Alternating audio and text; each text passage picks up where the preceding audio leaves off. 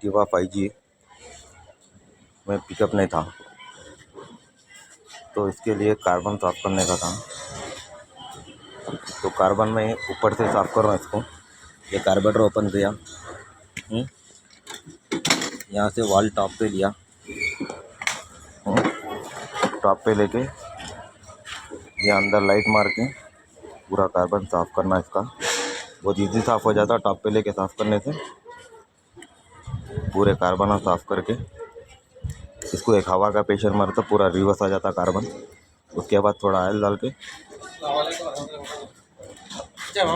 Oil पिलाना start करे तो गाड़ी पिकअप उकअप सब आ जाता। इसको देखो मैं कार्बन निकाल के बताता हूँ।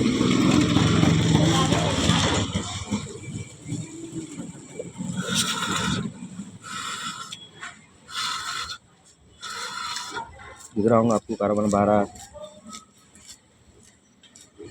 ये देखो पूरा कार्बन से वाल पूरा भर गया है।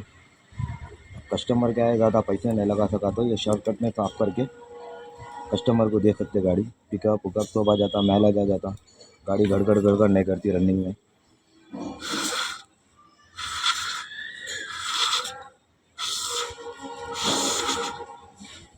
ये देखो पूरा कार्बन निकला इसमें से, गिरा पूरा पूरा नीचे गिर गए लुंडे इसके।